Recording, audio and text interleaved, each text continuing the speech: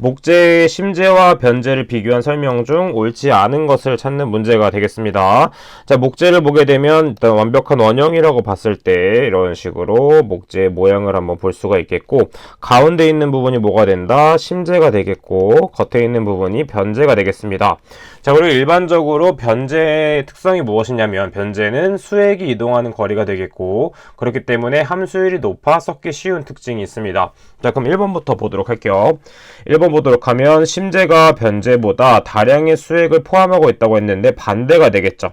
자, 그렇기 때문에 상대적으로 목재와 물을 비교했을 때 목재가 더 비중이 크기 때문에 변재가 더 비중이 작고, 그 다음에 변재가 더 수액을 포함하고 있다라는 특징이 있습니다. 따라 정답은 1번이 된다 볼 수 있겠고, 2번 심재가 변재보다 신축이 적은 특성이 있으며 심재는 변재보다 내구성, 그 다음에 내구성이 크다. 그 다음에 일반적으로 심재가 변재보다 강도가 큰 특성이 있겠죠. 85번 문제 보도록 하겠습니다. 자, 강재의 열처리 방법이 아닌 것을 찾는 문제가 되겠네요.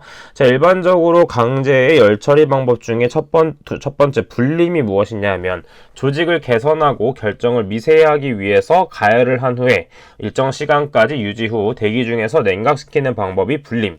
그 다음에 뜨임질이 무엇이냐 하면, 불림하거나 담금질을 한 다음에 한 500도 정도로 가열한 후 공기 중에서 냉각하는 방법이 되겠고, 그 다음에 담금질은 무엇이냐면 강을 800도씨 이상에서 가열을 한 다음에 물이나 기름 속에 투입한 후에서 급냉시키는 방법이 되겠습니다. 자, 그러면 단조란 무엇이냐 하면, 금속을 일정한 온도로 가열한 다음에 힘을 가해서 어떠한 형체로 만드는 게 바로 단조가 된다 라는 걸 정리해 주시면 되겠습니다.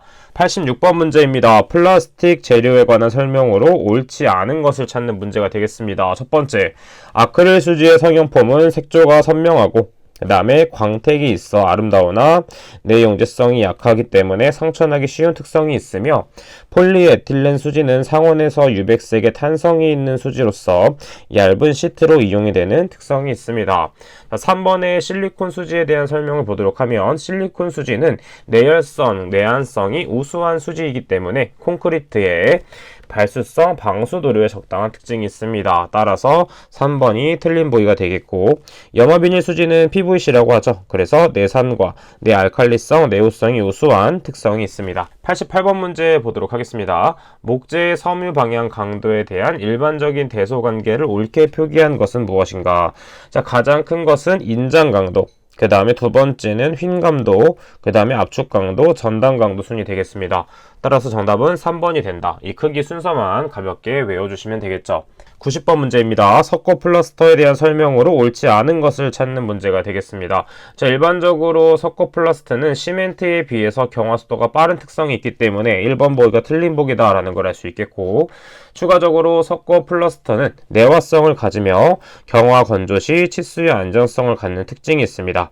또한 물에 용해되는 성질이 있기 때문에 물을 사용하는 장소에서는 적합하지 않다라는 걸 정리를 해주면 되겠죠. 91번 문제 보도록 할게요. 어떤 재료의 초기 탄성 변형량이 2cm이고 크리프 변형량이 4cm라면 이 재료의 크리프 개수를 구하는 문제가 되겠습니다. 자, 크리프 개수를 구하는 우리가 공식만 알고 있다면 충분히 풀 수 있는 문제이기 때문에 공식이 무엇인지 한번 적어보도록 하겠습니다. 자, 크리프 개수는 무엇이냐면 탄성 변형량 분의 분자에는 뭐가 들어간다? 크리프 변형량이 들어가겠습니다. 크리프 변형량. 자, 그래서 탄성 변형량은 2.0으로 주어져 있고 크리프의 변형량은 4.0으로 주어져 있기 때문에 4 나누기 2는 2가 되겠죠. 따라서 정답은 몇 번이 된다? 3번이 된다. 체크해 볼 수 있습니다. 94번 문제 보도록 하겠습니다. 합성화 수지에 관한 설명으로 옳지 않은 것을 찾는 문제가 되겠네요. 합성화 수지는 일반적으로 투각률이 비교적 큰 것이 있어 유리 대용이 효과를 가진 것이 있으며 착색이 자유롭고 형태와 표면이 매끈하고 미관이 좋은 특성이 있습니다. 또한 흡수율과 투수율이 작으므로 방수 효과가 좋으며, 지금 경도가 높아서 마멸되기 쉬운 곳에 사용하면 효과적이라고 했는데 경도가 낮기 때문에 마멸되기 쉬운 곳에는 사용하지 않는 것이 좋습니다. 따라서 정답은 4번이 된다. 체크해 볼 수 있겠죠.